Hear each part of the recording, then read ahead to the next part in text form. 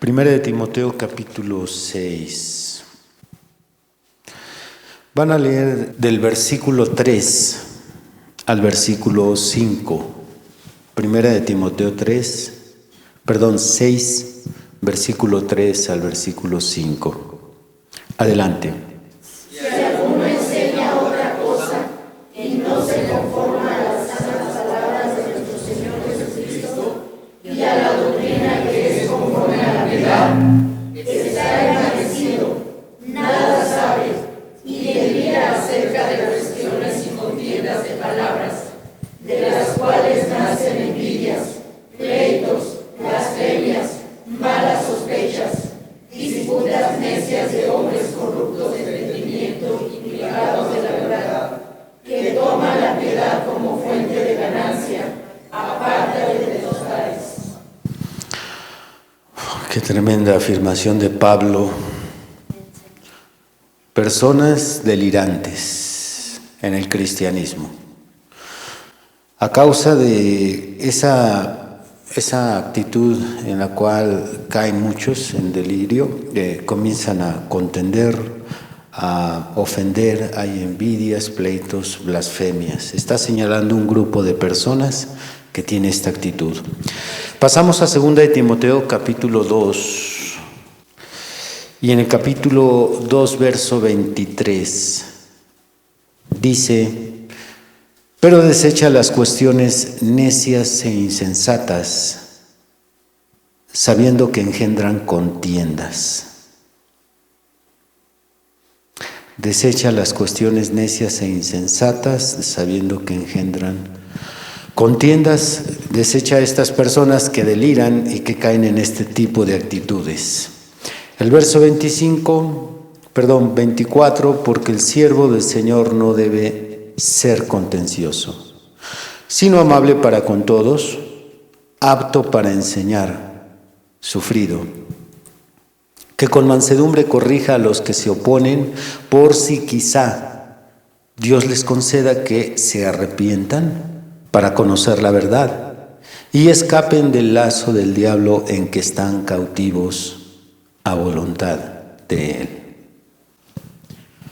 Epístola de Pablo a los salvajes es el título de mi sermón en esta tarde. Hasta donde sé, no existe una carta apócrifa con este nombre, escrita por Pablo, supuestamente, o un documento espurio como sería los Hechos de Pablo. Y evidentemente tampoco está en nuestro canon bíblico. Sabemos que en las 13 cartas paulinas no existe una con este nombre. Pero les aseguro que sí existen versos y párrafos en sus cartas con esta temática. De tal forma que si los uniéramos podríamos componer una carta que merecidamente llevaría este nombre. Y lo que hemos de analizar y leer en este estudio sobre el salvajismo cristiano, lo escribió Pablo inspirado por el Espíritu Santo, sabiendo que en el siglo XX y XXI habría cristianos que predicarían el amor, sintiendo ellos odio en su corazón. Habría cristianos que predicarían el arrepentimiento, sintiendo coraje.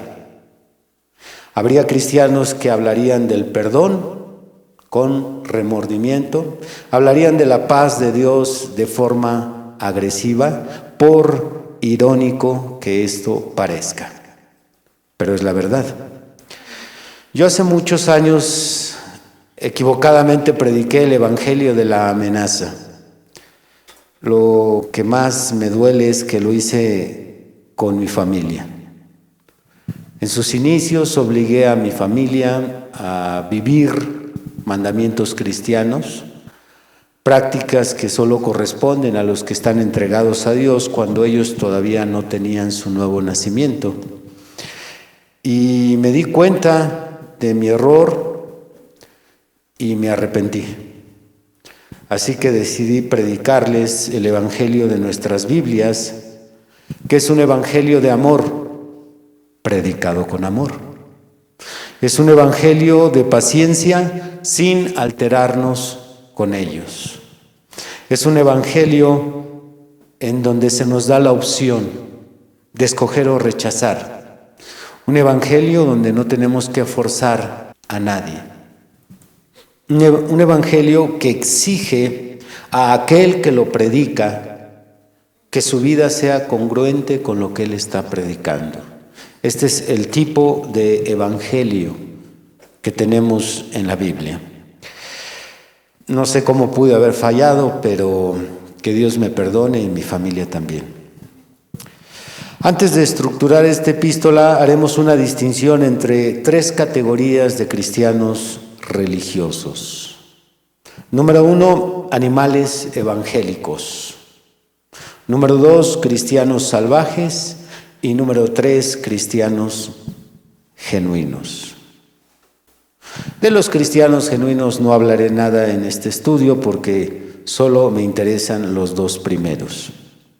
Comencemos con los animales evangélicos, aclarando que no soy yo quien les llamo de esta forma. Nadie vaya a pensar que me estoy dirigiendo de forma despectiva u ofensiva a un grupo de personas.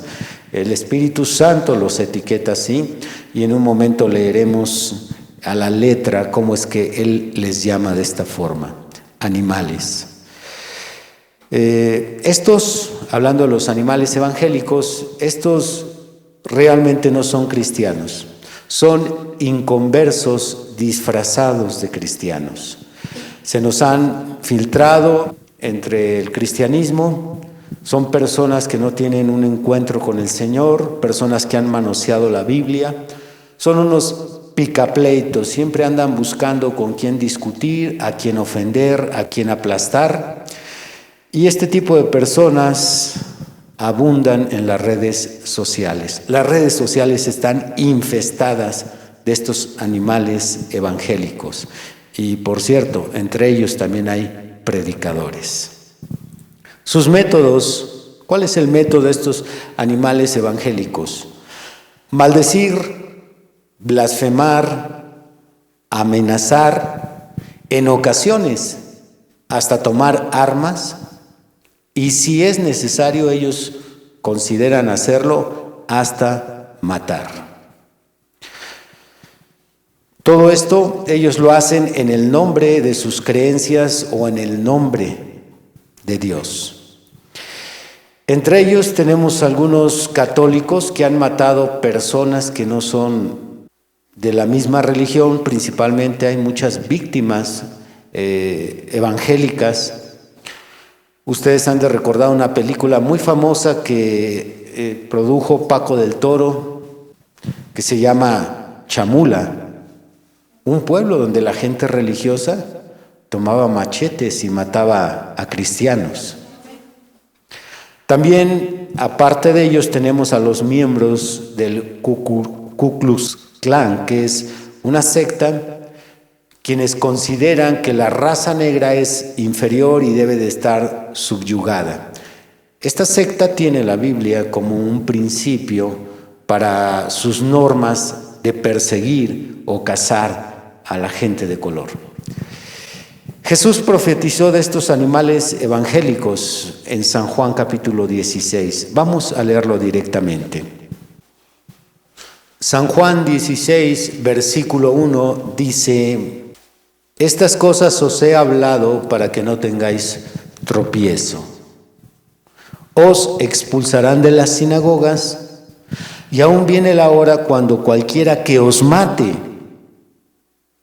pensará que rinde servicio a Dios. Y harán esto porque no conocen al Padre ni a mí. Son personas que no tuvieron un encuentro con el Señor, pero sí son extremadamente religiosas. Aquí en Latinoamérica predomina mucho de esto en los pueblos que practican la religión tradicional. Se ha sabido en muchos casos que llegan evangélicos a compartir la palabra de Dios a una comunidad. Aquí mismo en Progreso alguien comentó hace años, cuando le hablamos la palabra de Dios, un católico dijo aquí en Progreso, este pueblo de Nicolás Romero, él dijo, el sacerdote nos dijo que cuando tocaran los testigos de Jehová a la puerta, sacáramos una olla de agua hirviendo y se las arrojáramos. El mismo sacerdote aconsejando a sus filigreses de esta forma. Jesús nos advierte, ellos creen que están rindiendo un servicio a Dios, pero actúan así, quizás hasta los lleguen a matar, pero es entendible, no conocen ni a Jesús y no conocen ni al Padre. Es por eso que están catalogados en la Biblia como animales evangélicos. Usan la Biblia, usan algunos pasajes bíblicos como estandarte para su violencia. Tenemos el otro grupo que son los cristianos salvajes. Entre estos algunos son cristianos pequeños y otros hipócritas, a fin de cuentas cristianos.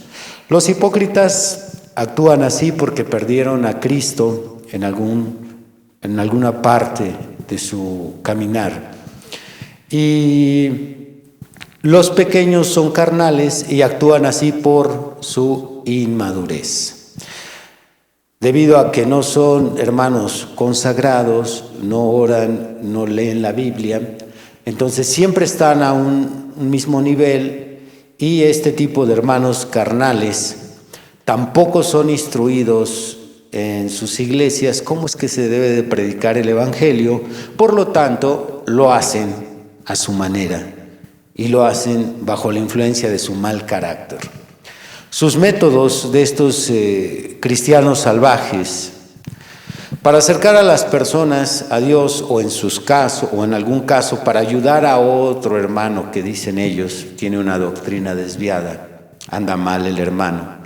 Suelen burlarse de las personas, se burlan de sus creencias, los ridiculizan, los condenan, asegurando que esos hermanos que andan mal son del diablo y también los calumnian o los difaman.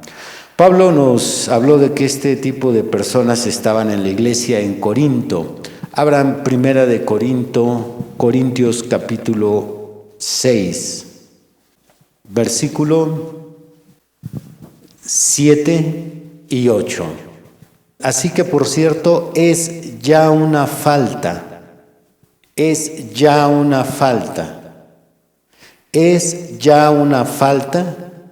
en vosotros que tengáis pleitos entre vosotros mismos.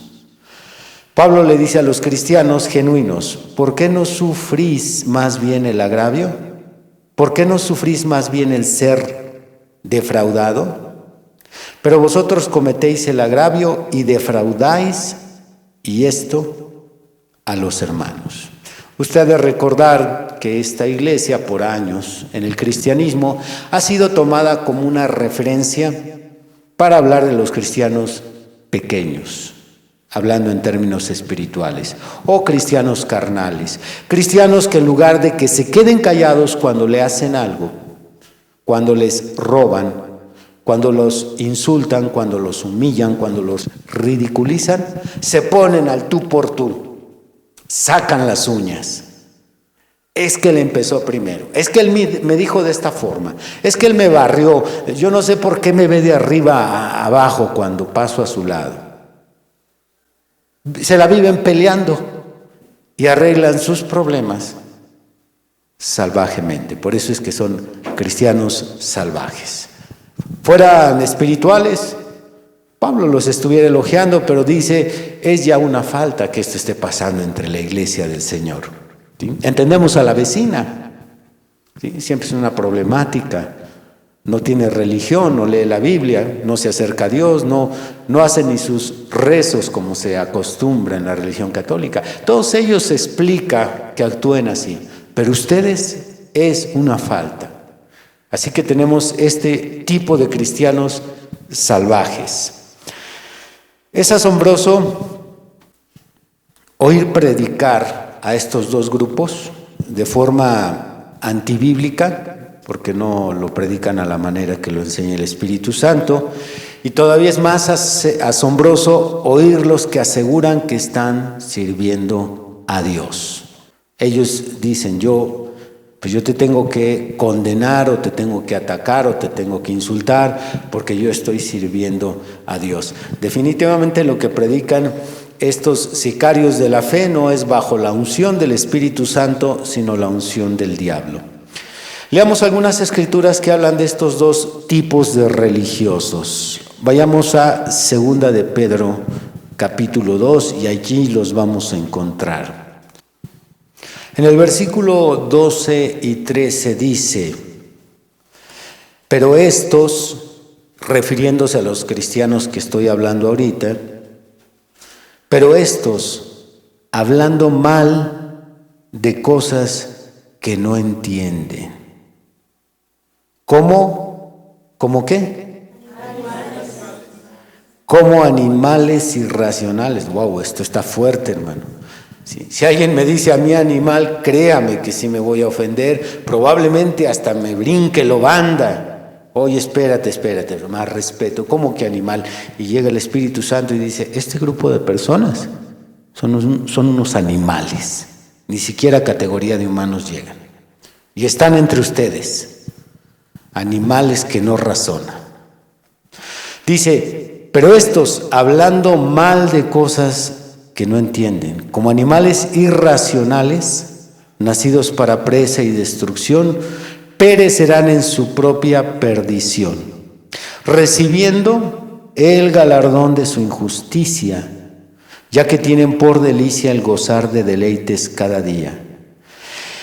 Estos son inmundicias y manchas, quienes aún mientras comen, ¿con quién? Están en medio de nosotros, se recrean en sus errores, todavía se sienten orgullosos. No, yo sí le puse un alto, conmigo nadie se mete. Aparte la Biblia dice, y acuérdate que el pastor dice, y son un grupo de personas de cuidado, ¿sí? Ellos no saben nada de poner la otra mejilla, ellos no saben nada de orar por el enemigo. Ellos no saben de bendecir al que te maldice.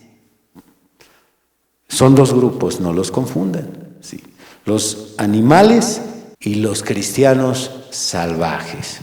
Nosotros, por ejemplo, tenemos una doctrina muy singular, se diferencia de muchas otras iglesias evangélicas, y luego cuando aparecen estos tipos como animales irracionales comienzan a hablar mal de cosas que no entienden. No, ese hombre es del diablo, tu doctrina está mal, cómo la serpiente pudo haber preñado a Eva, y empiezan a descoserse. ¿Por qué? Porque no los instruye su iglesia sobre el tema del respeto o los riesgos que hay de caer en una blasfemia. Y al no ser instruidos, pues entonces se sueltan. Muy bien, ya entonces tenemos esta aclaración. Si usted ya se identificó con uno de estos, todavía no levante la mano, todavía no acabamos el culto. Ahorita no dé las gracias, ahorita avanzamos un poco más. Ahora voy a hablar con más detalles de estos métodos comunes de evangelizar. Antibíblicos, claro, pero son los comunes que encontramos en el cristianismo. Y los vamos a analizar para examinarnos que no vayamos a estar usando nosotros uno de estos métodos, ya sea con los compañeros, en las iglesias, con mi propia familia, porque le puede pasar a usted lo que me pasó a mí, con el evangelio de la amenaza.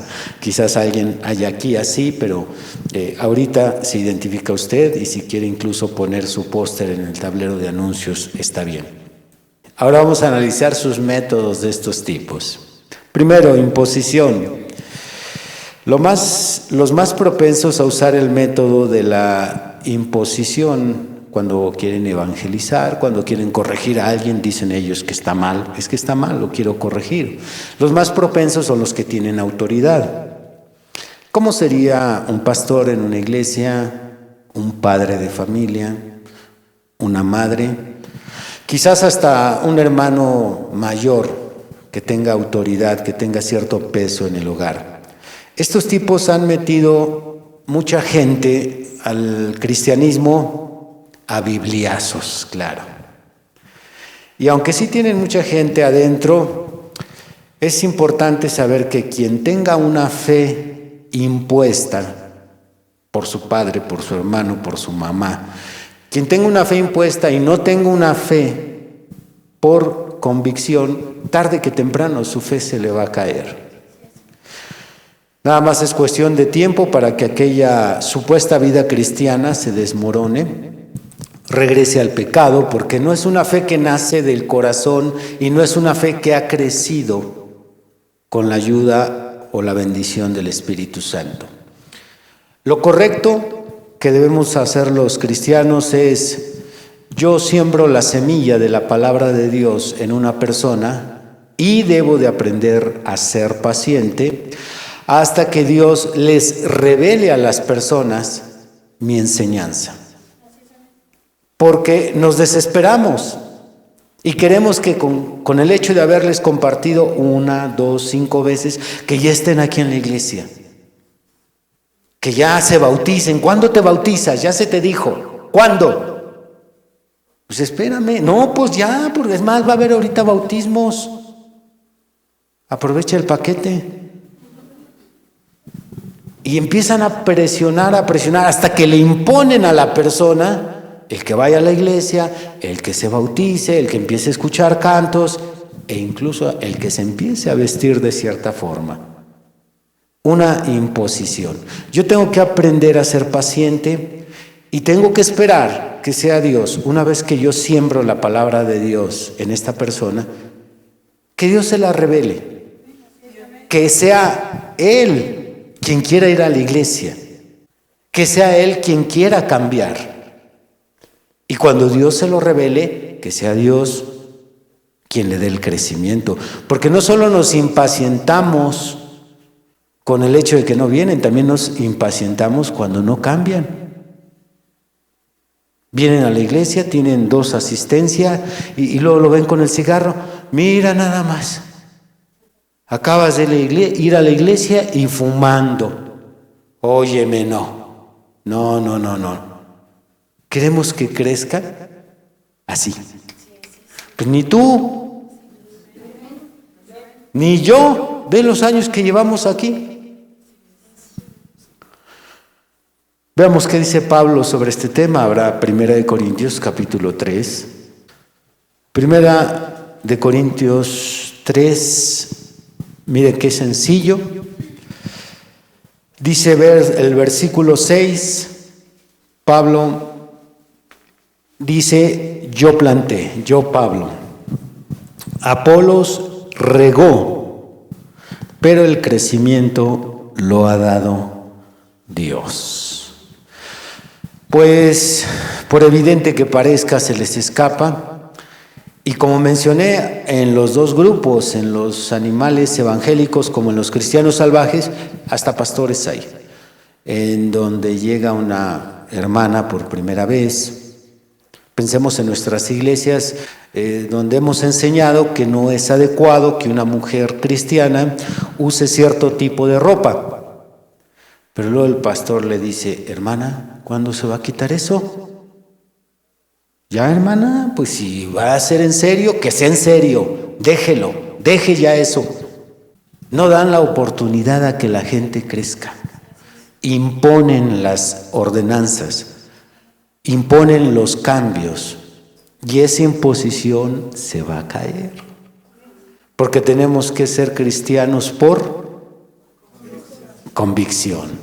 Yo tengo que estar seguro que es lo que la Biblia dice, yo tengo que estar seguro que lo hago para Dios, yo tengo que estoy seguro de que es lo que ahora creo, y si lo creo, lo voy a practicar, y no porque alguien me está, y ya deja eso, y no vayas, y no veas, y no escuches.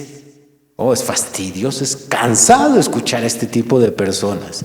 Y algunos de estos cristianos así están con su familia. Cristianos salvajes o animales evangélicos. Si lleváramos esta situación a un plano natural, porque Pablo está usando una ilustración natural, habla de plantar, habla de regar. Cuando se planta una semillita y esta crece, si a la semana vamos a asomarnos a la macetita y sigue chaparrita, ¿qué quiere decir? ¿Que todo está mal? Hay que darle tiempo, que crezca. Si yo le ayudo a la plantita, ay, está bien chaparrita, ahorita le ayudo y yo le estiro. Ay, se salió. Pues claro, ¿a poco crees que el jalón le va a dar crecimiento? ¡La matas! Hay que dejar que crezca eso. Ya vino a la iglesia, gloria a Dios, ahí va, déjalo que avance. No, pero yo ya le dije que ya no vea esas películas del exorcista, eso es del diablo. Deja que las vea. Quizás hasta el Señor la use para meterle un buen susto y ya deje eso. Pero hay que dejar que la gente camine sola. ¿Alaban a Dios? Se da la enseñanza, pero no se impone. Ese es un método que no debe de usar un genuino cristiano. Así que si quieres ser genuino, deja de estar amenazando, o más bien presionando, imponiendo a las personas lo que tú ya sabes que tienes que hacer tú. ¿Alaban a Dios? Ok, ¿qué método fue este? Vamos al método de la amenaza, que es otro también de los favoritos y más usados en el cristianismo. Claro, como ya lo dije, son antibíblicos. El esposo cristiano que le advierte a su esposa que si no va a la iglesia no le va a dar dinero para el gasto. Los hay. Usted quizás como congregante esté muy lejos de estos casos, pero a nosotros los pastores nos llega toda la información y hay muchos lugares donde el esposo le dice, sé que necesitas zapatos, pero si no vas a la iglesia no te los compro. Así que con amenazas quieren meter a las personas al cristianismo. Y como la hermanita pues ya anda pisando el chicle con la planta del pie, ya hasta sabe de qué sabor es. Entonces, ¿qué le queda? Pues hay que ir a la iglesia porque necesito zapatitos. Mi esposo ya me amenazó que si no voy a la iglesia no hay gasto, los niños tienen que comer, necesitamos surtir la despensa. Así es que hay muchas iglesias con gente amenazada por el esposo. Quien no sabe, pues se pone contento cuando llega la mujer amenazada. Hermana, por fin el Señor tocó su corazón. ¿Tocó su corazón? ¿O va porque necesita el dinero? O el papá que le dice a los jóvenes, a los hijos rebeldes, que tampoco se quieren consagrar. Si no vas a la iglesia, no sales con tus amigos. Y hazle como quieras. ¿Y qué le queda al joven? Aquí lo tenemos en la iglesia, todo trompudo. Aquí están. Porque si no viene a la iglesia, no sale con sus amigos. Si no vas a la iglesia, no hay la computadora que querías que te comprara. Ya te lo dije, si te sigues poniendo ese pantalón que se ve muy mal, no hay nada. Si te sigues cortando el cabello como te lo cortas, no hay nada, no cuentas conmigo. Ah, ¿quieres fabricar un cristiano? ¿Quieres fabricarlo con amenazas? Hazlo. De todas maneras, no va a entrar ahí arriba. No va a entrar arriba. También pastores que le advierten a su iglesia, ay de ustedes si los agarro visitando otras iglesias. Cuidadito. Cuidadito y me escuches a otros predicadores, Te me vas de la iglesia. Si yo me entero que andas en otras iglesias, estás adulterando espiritualmente, así es que no te quiero aquí. O peor tantito, los entregan a Satanás, los echan fuera de la sangre. Y ahí está toda la iglesia fiel, amenazada. ¿Sí? No están ahí porque saben que es lo mejor para ellos, no están ahí porque les conste que es la mejor doctrina, no están ahí porque han aprendido a amar y respetar a su pastor, están ahí intimidados, los amenazaron. ¿Y qué les queda? Estos espíritus ya existían en la época de Jesús. Vamos a San Juan 9. 18 al 22, pero los judíos no creían que él había sido ciego. Se referían a un hombre que fue sanado. Pero los judíos no creían que él había sido ciego y que había recibido la vista, hasta que llamaron a los padres del que había recibido la vista. Y les preguntaron diciendo: ¿es este vuestro hijo el que vosotros decís que nació ciego? ¿Cómo pues ve ahora? Sus padres respondieron y les dijeron: sabemos que este es nuestro hijo y que nació ciego. Pero cómo vea ahora no lo sabemos. O quién le haya abierto los ojos, nosotros tampoco lo sabemos. Edad tiene, preguntadle a él hablará por sí mismo.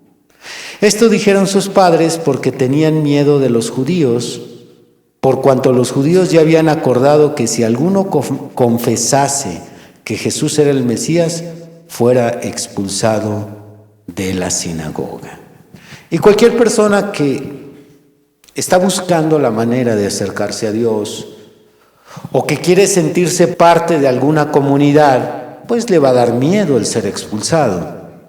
Quizás habrá otros que tomen esta amenaza con indiferencia. Me da lo mismo, pues hay muchas iglesias.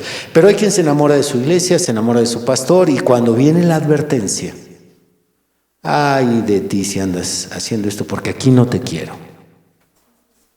Y pues ahí están todos bien obedientes, bien sumisos, bien ovejitas, claro, por el miedo y no tanto por el amor.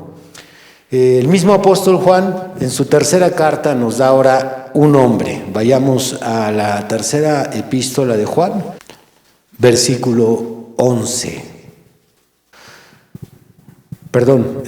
Tercera Juan, versículo 9, mencioné versículo 11, es verso 9.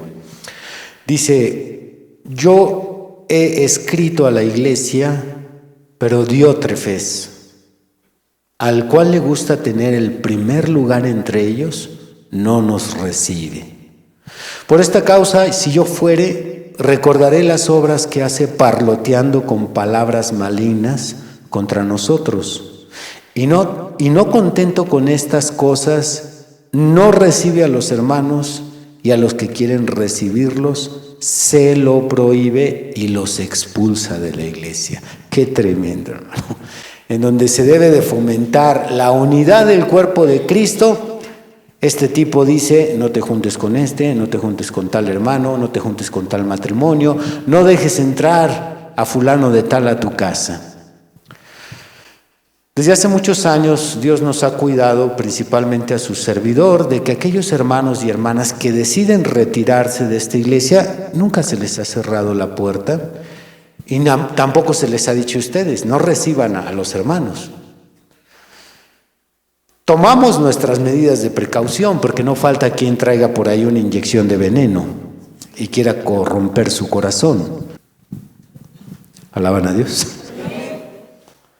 Diótrefes, expulsando, y no te juntes y no te acerques.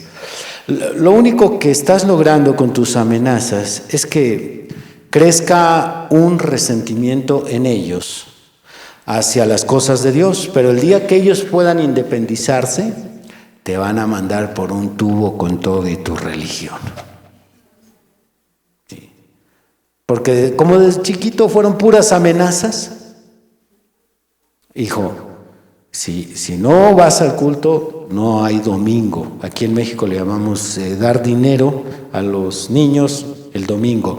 No hay domingo si no vas al culto. Y luego el joven: si no te pones esa falda larga, hija, se acabó el apoyo económico para tu carrera. A ver cómo le haces. Entonces amenaza tras amenaza, y llega un momento en que son independientes y ya no te necesitan, ahora sí te mandan por un tubo a ti y a tu religión.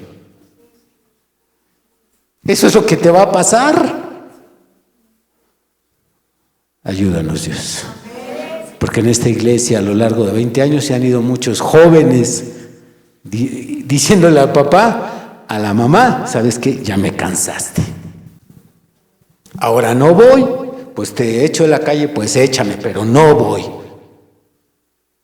Amenaza tras amenaza, cualquiera se cansa. Ok, pasemos a otro método. Agresividad. Es otro método común en el cristianismo. Agresividad por medio de insultos, burlas, blasfemias, intimidación y hasta maldiciones. Yo no entiendo cómo estos trogloditas religiosos creen que pueden ganar un converso, o cómo es que creen que pueden ayudar a los que ellos dicen que están mal. ¿Y por qué dicen que están mal? Porque no tienen la doctrina que ellos tienen. Yo no entiendo cómo es que ellos pueden pensar que pueden ganar a los conversos insultándolos. Literalmente insultos. El sentido común te dirá, no la teología, el sentido común te dirá que si tú insultas a una persona, en lugar de acercarla, la vas a alejar. No necesitas ir al instituto bíblico para entender eso. Que si yo llego con una persona y le digo, tu doctrina es diabólica, y tú eres del diablo y tu pastor viene del infierno. Con razón les llamó Judas animales irracionales. No razonan, no piensan, no pueden sacar conclusiones. Que esa no es la forma de convencer, acercar, ayudar, abrir el entendimiento. Esa es la forma de que la gente se cierre más. ¿Y cuántos de nosotros, o de ustedes, gracias a Dios en eso no caí yo, con el católico fueron y le dijeron, mira tu ídolo, mira tu monito, ¿a poco crees que eso es un Dios? Eso es un mono. ¿Qué no piensas? No piensas, porque si pensaras no harías eso. Son sus creencias, las tienes que respetar. Es lo que le enseñaron, es lo que ha vivido por años desde su infancia. Pero estos animales llegan a burlarse, a ridiculizar. Estos trogloditas no saben de respeto. Y todavía dicen, espero que mi explicación te haya convencido. Dios mío. Ay, Dios mío. Por más obvio que sea, se les escapa. Segunda de Timoteo, capítulo 2. ¿Cómo debe de ser un cristiano que quiere convencer a alguien para que se acerque a Dios o quiere demostrarle que está mal en sus creencias? ¿Cómo debe de ser? Veamos qué dice la Biblia. ¿Creen a la Biblia? Amén. Muy bien. Dice el verso 23. Pero desecha las cuestiones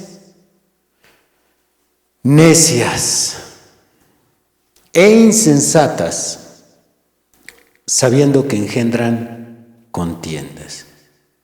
Una cuestión en donde se realice un diálogo, una plática en temas religiosos, incluso, dicho sea de paso, hay un famoso refrán que se dice que de religión y política nunca se debe de hablar. Claro, eso no la podemos adoptar el cristianismo. ¿Cómo predicaríamos?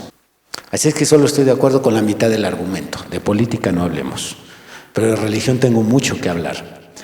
Pero si la situación se pone tensa y de aquel lado están neciando y yo también caigo en neciar, no, desecha eso. ¿Qué es lo que va a generar eso? ¿Conversos? ¿Va a haber almas que digan yo quiero ser como tú? No, va a haber disputas, va a haber un pleito. Van a terminar mal las cosas. Desecha, dice aquí, cuestiones necias e insensatas, sabiendo que engendran contiendas. Porque el siervo del Señor no debe de ser contencioso. Repitan, el siervo del Señor no debe de ser contencioso. El siervo del Señor no debe de ser contencioso. No, hermanos. Cuando nos sentamos a hablar de Dios no es para pelear, no es para echarle para abajo lo que él cree, no es para ganarle en la discusión, no es para que al final diga, te gané, claro, tú eres un ignorante. Un siervo de Dios no debe de ser contencioso. Dice el verso 24, sino amable para con todos, apto o capaz para enseñar, sufrido, que con mansedumbre corrija a los que se oponen. Hermano, alguien tiene que decir amén a esto. Que con mansedumbre, tranquilamente, como un cordero, corrija a los demás. Con todo respeto, amigo, con todo respeto, yo creo que vas por el camino equivocado. Con todo respeto, no te estoy criticando, es con respeto. Dios te bendiga. Que con mansedumbre. ¡Hijo del diablo!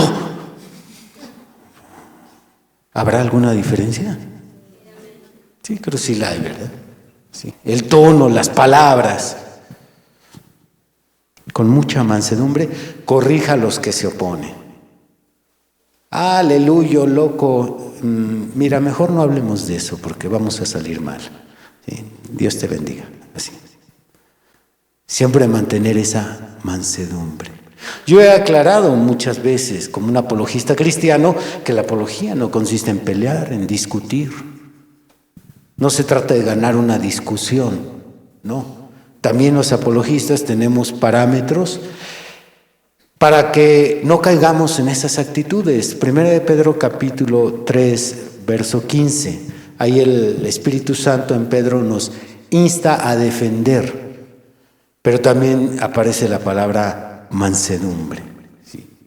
Nosotros tenemos que ser muy cautelosos en que no nos controle el mal carácter, porque todo eso no va a ser para gloria del Evangelio.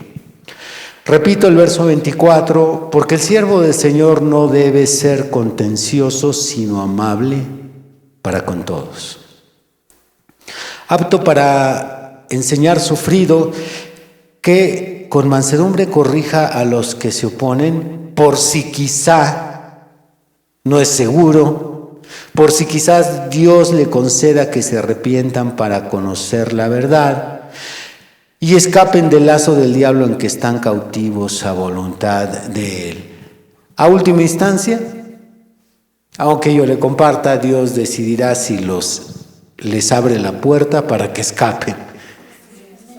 Aunque lo haga con amabilidad, Dios tiene la última palabra, así es que por más que yo le grite, por más que lo amenace, por más que lo insulte, por más que haga todo lo que yo quiera para salvarlo, y en ocasiones cuando en mi familia yo sé que duele y eso preocupa, pero es que va a ir al infierno. Pues sí, pero tú no lo vas a sacar de ese destino a menos que Dios decida actuar. Este es un principio que debe de tener todo pastor cuando predica. Yo predico sobre la mentira. No está bien mentir. Pero yo conozco quién es Rebeca porque ella creció aquí. Yo la dediqué. Yo sé si miente o no. Y si sé que miente, yo no tengo que forzarla a que deje la mentira. Tengo que dejar que Dios le dé crecimiento. No la voy a amenazar, mucho menos voy a condenarla. Vas al infierno, hija. Qué importante es que dejemos que Dios sea quien vaya llevando su obra. Pastores, por favor, pongan atención. No forcen a los cristianos. No los forcen, dejémoslos. De todas maneras, si hay alguien que no es un hijo de Dios, ¿usted cree que va a cambiar un día? Nunca va a cambiar. Y los tenemos que dejar aquí. En la figura es enseñado que tiene que estar la paja y el trigo juntos. Tienen que estar las ovejas y las cabras. No hay forma de cambiar eso. Yo ya lo entendí. Y cuando veo a los traidores entre nosotros, a los criticones, a los engañadores, los tengo que dejar aquí. Tengo que alimentar a todos por igual y tengo que amar a todos por igual. Muy bien. Pasemos ya a un último método. La crítica también es un método de evangelizar. En el método de la crítica es importante entender que una doctrina errada o un falso predicador no se demuestra, ya sea que la doctrina es errada o que el predicador es falso, criticando los errores de la persona. Nosotros tenemos que separar. Una cosa es la persona, otra cosa son sus creencias. Una cosa es la persona, otra cosa es lo que él predica. Así es que si yo veo a un predicador fumando, no es un equivalente de que su doctrina está mal. Si yo veo a un sacerdote haciendo algo indebido, ellos normalmente, cuando son acusados, uno de los puntos donde más se flaquea en el ministerio del sacerdote católico, pues es la pederastía o cuestiones sexuales. Bueno, eso no lo hace un falso. Lo que lo hace un falso es su doctrina, lo que él predica, lo que él enseña. Por lo tanto, no puedo señalar la vida de la persona como una evidencia de que él es falso, ni tampoco la integridad de una persona de que es correcto. Eso no es la prueba de lo que es correcto.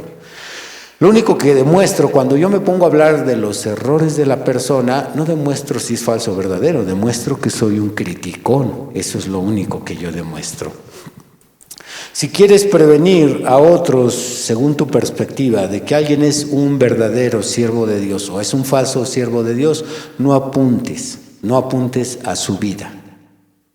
¿Apunta a qué?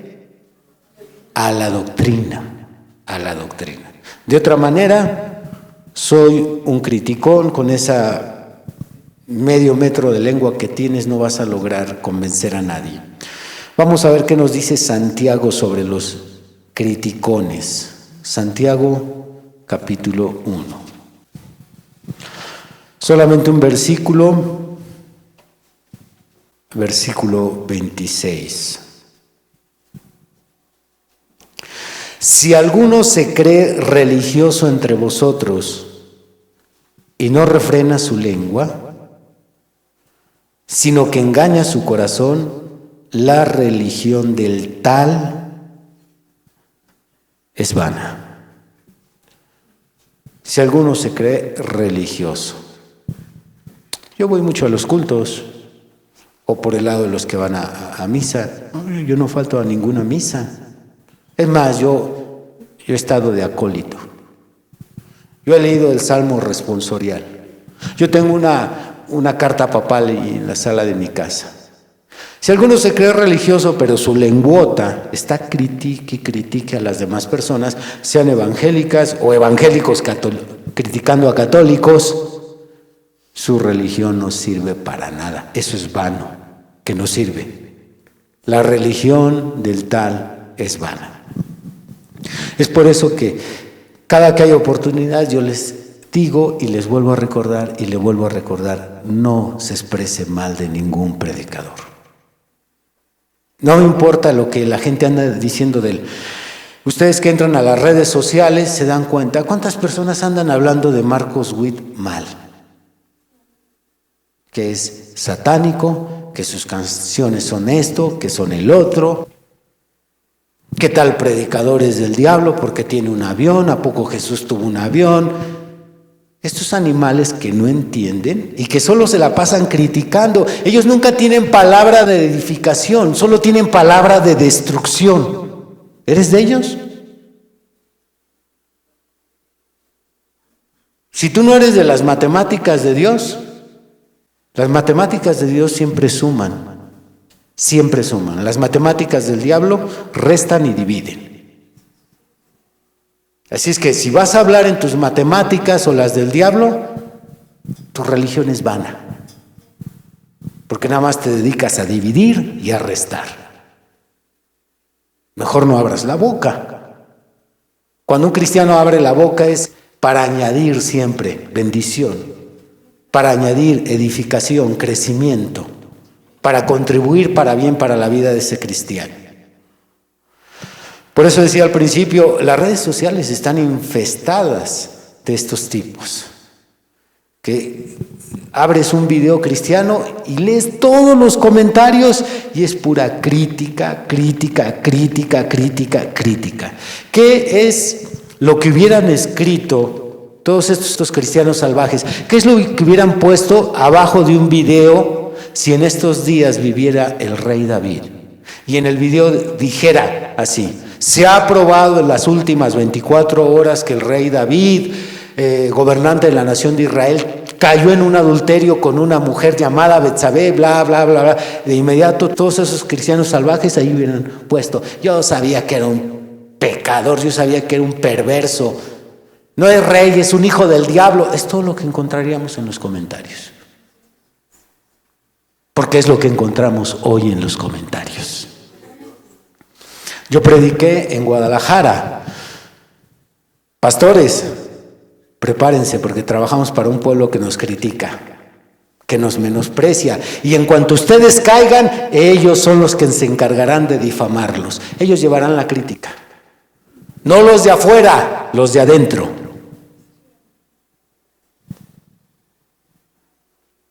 La triste realidad. Podríamos continuar citando más casos como estos hasta tener una epístola amplia sobre los salvajes y su sistema, pero creo que con esto es suficiente.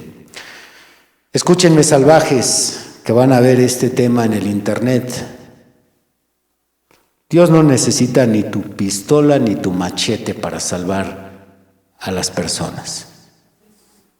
Sí, Dios no necesita ninguna pandilla, ninguna iglesia de agresores que vayan a traer a la gente y a meterla a puntapiés y a patadas y amenazas. Si quieres acercar a las personas a Dios, o en este caso, si ya son cristianos, si quieres corregirlos porque tú piensas que su doctrina está mal, entonces te recomiendo 3 métodos bíblicos. Estos son bíblicos, estos no son de la epístola de los salvajes. Métodos bíblicos para salvar a las personas o corregirlas cuando está mal. Primero, ora por ellos. Ese es el mejor método. Ora por ellos. Un segundo excelente método, da un buen testimonio. Y un tercer excelente método, predícales el evangelio con amor. No necesariamente tiene que ser un tema de amor, puede ser un tema de juicio. Puede ser, es más, el tema del infierno, pero el tema del infierno puede ser predicado con amor. Se puede predicar de tal manera que la persona escuche lo que viene en camino, la ira de Dios, va a haber un juicio, te vas a parar frente a Jesús, el gran juez, y Él te va a condenar por tus pecados. Todo eso que da miedo puede ser predicado con amor. Estos son métodos bíblicos. Así que antes que te dispongas a ir a librería a comprar una pistola cristiana, primero ora por ellos. ¿Sí? Híncate y Señor, toca su corazón, voy a hablar con esta persona. No permitas que Satanás lo ciegue a lo que le voy a compartir. Un día alguien oró por mí, yo ahorita estoy orando por él. Ora por ellos, ese es el método bíblico. Segundo, da buen testimonio. Si es tu compañero de trabajo, deja de estarle robando al patrón. Deja de estarte riendo de los chistes sucios de los amigos. Deja de estar falsificando las facturas, evadiendo impuestos. Da buen testimonio y ellos te van a creer. Los vas a meter al evangelio con tu buena conducta, como Pedro insta a las mujeres en su segunda carta, capítulo 3. Les dice a las mujeres ahí que por su conducta ganen almas sin palabra, solo por su conducta. También puedes predicar, dijo el profeta, si tú no tienes púlpito, sé tu propio púlpito. Predica tu sermón con tu vida. Y tercero, cuando te animes a abrir la Biblia, no los agarres a bibliazos, por favor. No, con amor. Mire, amigo, le voy a compartir algo que dice aquí. Son puras mentiras. Ahorita lo ve. Calma, tranquilo, chato. Vamos a ver. Con amor. Alaban a Dios. Hace años me llegó un reporte. En una ocasión por ahí se los compartí. Se reunieron unos mormones a platicar con un hermano de aquí de la iglesia. Y pues nuestro hermanito le ganó el apellido, a fin de cuentas, ya sabe que es difícil amarrarlo, si no le damos varias vueltas, se suelta. Si a veces con 3, 4 vueltas se convierte en Sansón y las cuerdas se convierten como estopa. Entonces zafa el carácter. Y ahí estaban los mormones contra los del mensaje. Y que el hermano se altera. Entonces, la historia cuenta. Eso es lo que cuenta la historia. Yo la creo. La historia cuenta que cuando este hermano se alteró, el mormón le dijo: mire, yo no puedo actuar como usted porque yo soy un representante de Jesucristo. ¡Guau! ¡Qué bomba! ¡Qué bomba se soltó allí! Ahí ya nos estaba hablando de doctrina. Actitud. ¿Cómo quería jalar uno al otro al Evangelio? Así que conducta, palabras de amor, orar por ellos. Finalmente veamos cómo Santiago contrasta el método de evangelizar de estos salvajes con el método de Dios. Santiago capítulo 3. ¿Ya lo tenemos? Santiago 3, versículo 13. ¿Quién es sabio y entendido entre vosotros? ¿Quién es sabio y entiende realmente las cosas de Dios entre vosotros? Todas las iglesias levantamos la mano y decimos nosotros. Pues dice Santiago: muestre por la buena conducta sus obras en sabia mansedumbre. Pero si tenéis celos amargos y contención en vuestro corazón, no os jactéis ni mintáis contra la verdad, porque esta sabiduría no es la que desciende de lo alto, sino terrenal, animal, diabólica. Y dicen que yo predico fuerte. Por favor, escuchen. Eso es del diablo. No, soy de Dios. Muestra por tus obras en sabia mansedumbre. Tranquila, no te esponjes. Pero es que todos me atacan. Tranquila, en sabia mansedumbre. Porque si no lo haces así, eso viene del infierno. Versículo 16. Porque donde hay celos y contención, pleito, discusión, enfrentamiento, allí hay perturbación y toda obra perversa. Mire qué contraste. Pero la sabiduría que es de lo alto es primeramente pura. Después, a ver, repítanlo después. Pacífica. Luego, amable. Luego, benigna. Luego, llena de misericordia. Oh, Dios mío, qué lista, qué lista. Quedan fuera. ¿Cuántos quedan fuera cuando hablan de Dios? ¿Cuántos cristianos y predicadores quedan fuera? Cuando Dios usa a un hombre y le da su sabiduría, en ese hombre su forma de predicar, de entrada, va a ser una persona muy amable, tranquilo, pacífico, benigno.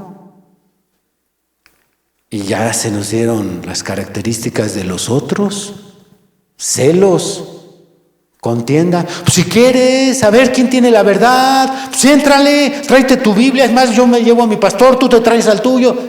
Mira nada más estos animales. Pues tranquilo, espérate, pues tengo que ir a trabajar. Otra vez el 17. Pero la sabiduría que es de lo alto es primeramente pura. Después, con toda la tranquilidad, pacífica.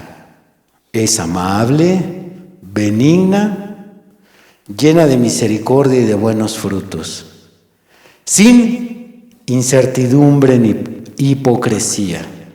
Y el fruto de justicia se siembra en paz para aquellos que hacen la paz.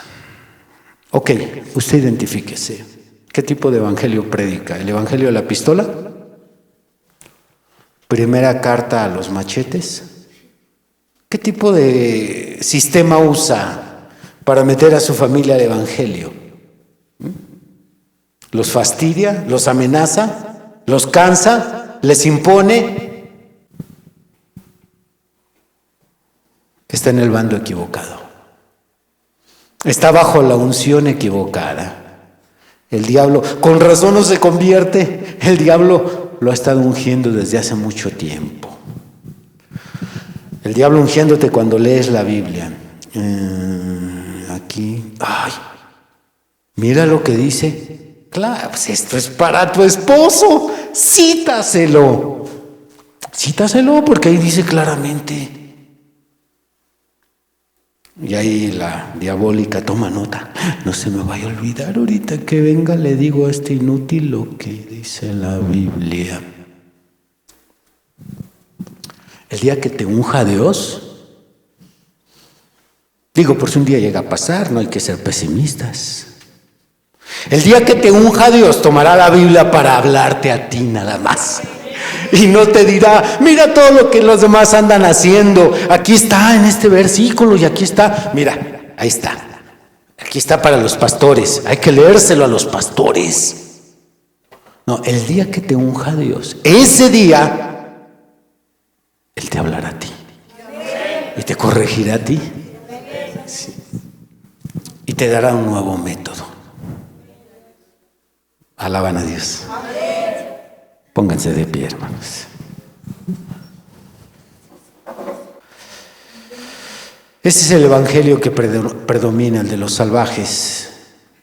Hay muy poco, muy poco. Las estadísticas son bajísimas cuando hablamos de alguien predicando en el espíritu correcto, citando las frases, dejando que el Espíritu Santo haga la obra. No, nos impacientamos, queremos ver resultados de inmediato, como si la obra dependiera de nosotros. Yo les recomiendo que si hay alguien aquí que tiene esta epístola de los salvajes o predica este tipo de evangelio con estos métodos mencionados, primero que lo deje. Y le recomiendo que si ya lo dejó, le pida perdón a las personas que decepcionó, a las personas que dañó. ¿Cuántos de nuestros familiares están resentidos con nosotros por lo que hemos hecho? Y lo más grave es que no lo admitimos. Y si no lo admitimos, ¿por qué hemos de pedir perdón? Si siguen ellos estando mal y yo bien. Ojalá Dios, a los salvajes que estén aquí, Dios les conceda que escapen del lazo del diablo en que están cautivos, a voluntad de Él. Dios les conceda reconocer, recapacitar y hacer cambios. Porque al mundo la única forma de ganarlo de la manera apropiada es como los ganó Jesús. Y no hay amor más grande que que el que uno dé su vida por sus amigos. Dar nuestra vida por otros. Inclinen su rostro. Hablen por favor con Dios.